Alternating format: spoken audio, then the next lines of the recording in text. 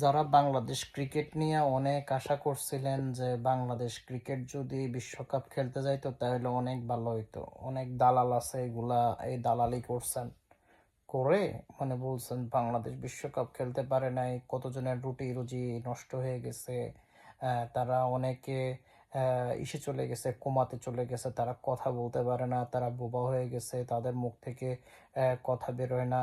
তাদের এত তারা এত কষ্ট করছে, এত প্র্যাকটিস করছে, এত প্র্যাকটিস করে তারা মানে সম্পূর্ণভাবে মানে স্ট্রোকের মতন করে ফেলছে, জীবন শেষ।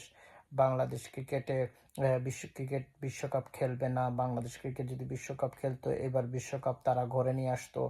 মানে এই যে মানে কথাগুলো যারা বলছেন তাদের জন্য একটা সমবেদনা আপনাদের জন্য আজকে লাল সমবেদনা, যে সমবেদনার ভিতরে আপনাদেরকে একটু ইনফর্ম করে দিই।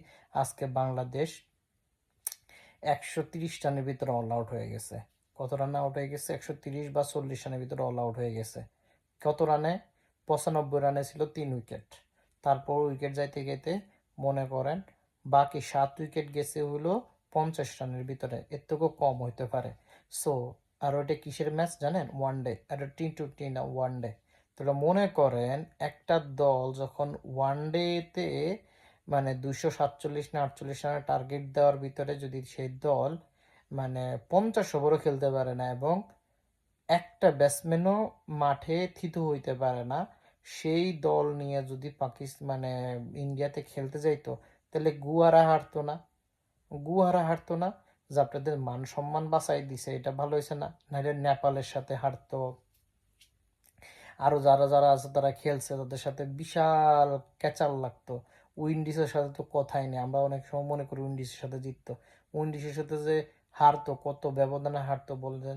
মানে নেপাল তো ইংল্যান্ডের লোকে সেই খেলা দিছে, বাংলাদেশ তো সেই জায়গাও যাইতো না।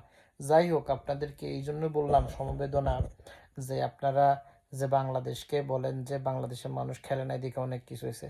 যারা ওয়ান ডেতে 130 রান 40 রানের ভিতরে অল আউট হয়ে যায়, যেখানে 247-48 রানের টার্গেট এবং 95 রানে থাকে হলো 3 উইকেট, তাইলে তারা ভবিষ্যতে যদি আরো 100টাও বিশ্বকাপ খেলে, বিশ্বকাপ কোনোদিন আনতে পারবো? আমার তো মনে হয় না। আর যে থেকে ভালো হয়েছে, না খেলাতে ভালো হয়েছে না? পাকিস্তান তো তাদেরকে কিছু টাকা পুরস্কার দেওয়াইছে, খেলে নাই তারপরও পাকিস্তান তাদেরকে হেল্প করছে এবং তাদের মাটিতে বাংলাদেশের মাটিতে কিছু কিছু বিশ্বকাপ বা কিছু কিছু ইভেন্ট তৈরি করতে বলছে। এইটা বাংলাদেশকে যে কত বড় মানে হেল্প করছে, ভারতে কিন্তু করে নাই। যারা ভারত দালালি করেন তারা এটা বুঝতে পারবেন। যাই হোক মামারা, আপনারা ক্রিকেট খেলা দেখে কে কত খুশি হয়েছেন জানি না, কিন্তু আমি বিশাল খুশি হয়েছি। মনে হয়েছে এক একটা উইকেট যাইতেছে বাংলাদেশের, শান্তি একবারে কলিজাটা শান্তি হয়ে যায়। সো এরকম বাংলাদেশে ক্রিকেট খেলা আমরা ভবিষ্যতে দেখতে পারবো। বাংলাদেশ যেন গুয়াহারা হারে, আর বাংলাদেশে গুয়ারা হারলে আলহামদুলিল্লাহ, প্রতিদিন গুয়ারা হারলে এক একটা ভিডিও হবে ইনশাল্লাহ।